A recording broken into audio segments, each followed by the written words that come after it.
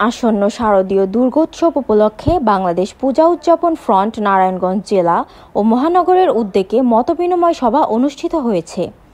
মঙ্গলবার ১৬ সেপ্টেম্বর বিকেলে জেলা শিল্পকলা একাডেমির মিলনায়তনে এ মতবিনিময় সভায় প্রধান অতিথি হিসেবে উপস্থিত ছিলেন নারায়ণগঞ্জ ৫ আসনের এমপি প্রার্থী মাসুদুজ্জামান মাসুদ এবং প্রধান বক্তা হিসেবে উপস্থিত ছিলেন বাংলাদেশ পূজা উদযাপন ফ্রন্টের সভাপতি শ্রীমতী অর্পণা রায় দাস। প্রধান অতিথি তার বক্তব্যে বলেন, আমরাও ওইটার পার্ট ছিলাম। আমিও দেখতাম আমার বোনও ভোরবেলায় রেওয়াজ করত। আমি ওই কালচারে বড় হয়েছি, জানি আমরা ওই সময়ে ছোটবেলা আমাদের কখনো কখনো কলকাতাতে যাওয়ার সৌভাগ্য হয়েছিল, সেটা আমাদের হিন্দু বন্ধুদের মাধ্যমে। আমাদের তো থাকার জায়গা ছিল না। পিসি দিদি যারা স্বাধীনতার আগে চলে গিয়েছিল তারা ওইখানেই বসবাস করত, তাদের ঘরেই জায়গা করে নিতাম। তাদের অবস্থা খুব একটা ভালো ছিল না, কিন্তু আতিথেয়তার অভাব কোনোদিন করেনি। একটা মুসলমান ছেলেকে ঠাকুর ঘরে থাকতে দেয়, কত বড় মনের মানুষ হলে এটা হইতে পারে। সেই কালচারে আমরা বড় হয়েছি। আজকে শঙ্করদা বলছে ওনাকে আমি চিনি না, আমি ছোটবেলা থেকে ওনাকে দেখে দেখেই বড় হয়েছি। হয়তো ওইভাবে ইন্ট্রোডাকশন হয়তো হয়নি, আমরা আপনাদেরকে দেখেই বড় হয়েছি।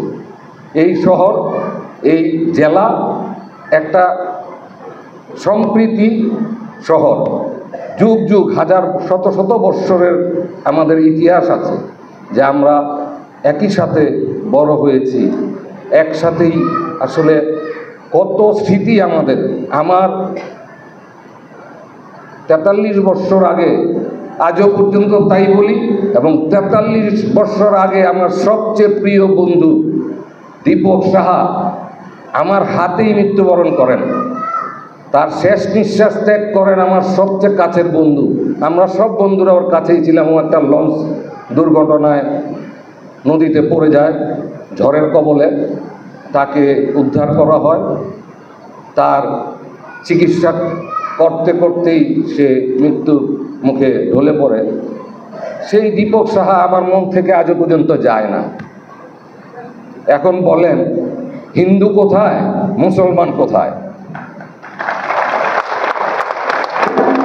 শহীদ প্রেসিডেন্ট জিয়াউর রহমান এবং বিএনপির রাজনীতি তাই এরকম যে সংখ্যালঘু শব্দটা জিয়াউর রহমান সাহেব কখনোই শুনতে পছন্দ করতেন না। এবং আমাদের সাবেক প্রধানমন্ত্রী বেগম খালেদা জিয়া, উনি ওই কথাটা, স্বামীর ওই ব্যাপারটা ওনার ভিতরে চলে আসছে, ওইটা উনিও পছন্দ করতেন না। এবং আমাদের বর্তমান ভারপ্রাপ্ত চেয়ারম্যান তারেক রহমানও এই কথা পছন্দ করেন না। তাদের কথা একটা, ধর্ম যার যার, বাংলাদেশ আমার। আমরা এই এত একটা সুশৃঙ্খল সভা, সমন্বয় সভা, এখানে সনাতনী ভাই বোনদেরকে দেখছি, এখানে মুসলমান ভাইদেরকে দেখছি, এখানে খ্রিস্টান সদস্যরাও আছেন। এত একটা সুন্দর অনুষ্ঠান যদি হতে পারে, তাহলে পূজা কেন সুন্দর? এই ধারাবাহিকতা অর্থাৎ ১০০০ বছর আমাদের এই নারায়ণগঞ্জের আগে একটু কথা বলব। পূজার জায়গায় থাকবে, পরিস্থিতি যাই হোক, পূজার জায়গা থাকবে, হবে এবং আনন্দ হবে। আমি মাসুদ ভাই এবং অন্যকে আমি বলে দিচ্ছি, জানাচ্ছি, যদি ওয়েদার ভালো থাকে ভক্তমণ্ডলীর কোনো অভাব হবে না। এবং গভর্নমেন্ট তরফ থেকে আমরা দেখলাম কয়েকদিন তারা অত্যন্ত সক্রিয়। এই কয়েকজন এসপি সাহেব ফিজিক্যালি তিনি রামকৃষ্ণ মিশনে গিয়েছিলেন, নারায়ণগঞ্জে অনেক জায়গায় তিনি ইনভেস্টিগেশন করেছিলেন। নারায়ণগঞ্জের ওসি সে রামকৃষ্ণ মিশনে গিয়েছিলেন এবং দেখেছেন। এবং কালকে আর্মির সেকেন্ড লেফটেন্যান্ট তিনি রামকৃষ্ণ মিশনে গিয়ে অনেক ইনফরমেশন দিয়েছেন। কাজেই আমরা মনে করি আমাদের আনন্দটা সেই দিনই থাকবে, কোনো এখানে দুঃখ আমরা পাবো না, এটা আমার দৃঢ় বিশ্বাস। এবং আমি আজকে ছোট্টভাবে বলব, ফ্রন্টে যারা আমাকে নিমন্ত্রণ করেছেন, আসার জন্য বলছেন, আসছি। আমার আসা এত অনিচ্ছা ছিল, কারণ এত ব্যস্ত ছিলাম। আগারগাঁওতে এসে বাসায় গিয়ে ড্রেসটা চেঞ্জ করে চলে এসেছি, এসে এই অপরাধী নাই। আমি মনে করলাম যে আমার ট্রেনটা আমার ফেল হয়।